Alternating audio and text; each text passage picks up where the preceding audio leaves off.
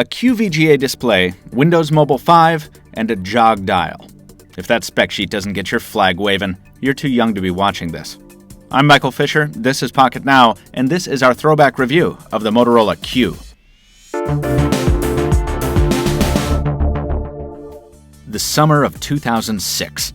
In America, Talladega Nights was top of the box office. Nickelback battled Hinder for butt rock supremacy, and your host for this video was busily growing the weirdest mustache in the history of Virginia Beach. But more importantly, a hotly anticipated mobile phone was hitting the market. A device poised to challenge then-incumbent RIM's BlackBerry family in the Qwerty space. A new Windows mobile device unlike any other. That smartphone's name? The Motorola Q. The Q was Motorola's attempt to port the design aesthetic of the wildly successful original RAZR to a smartphone, and it was a brilliant success. At 11.9mm thick, the Q is a little chunky by today's standards, but for the time, it was impossibly thin. And even by today's metrics, it's very, very light at 115 grams. When I first saw one in the wild, it was being slid into a back pocket. I imagined trying to do the same with some of its contemporaries and laughed a lot. While the slick looks and light weight served it well, the Q wasn't without its limitations. Windows Mobile 5 for smartphones was a powerful platform, but it didn't always run snappily on the Q's processor, a 312 MHz Intel X scale. Also, the tiny 1130 mAh battery didn't offer the best endurance.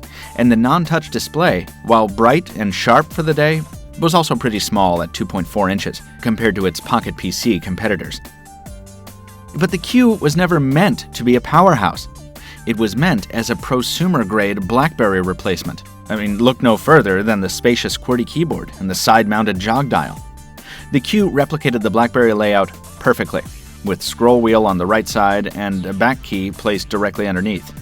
Unlike a BlackBerry, though, these controls were augmented by a 4-way D-pad and home, back, and send and end keys just below the display, giving the user a choice in terms of navigation.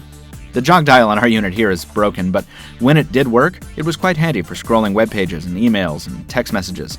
And the keyboard was actually pretty great for its time, though Windows Mobile's half-hearted predictive text and the tendency to drop the occasional character kept the Q from real messaging powerhouse status.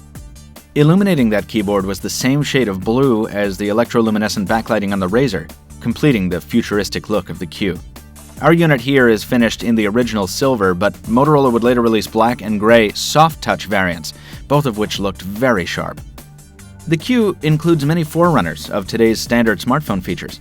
A mini USB port instead of micro USB, a mini SD card slot instead of micro SD, a 2.5mm instead of a 3.5mm headphone jack, and even an IR port, an accessory that disappeared for a while but which is finally starting to make a comeback.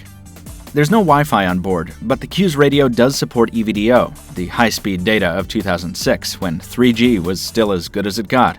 This being a Motorola device, phone calling was a pleasure, and the speakerphone was loud.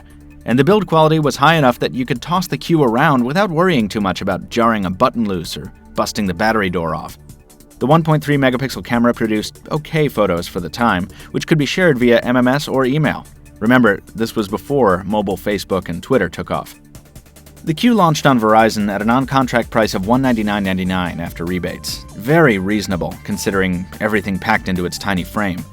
It would later go on to other carriers, and it would unfortunately develop a somewhat spotty reputation in user reviews.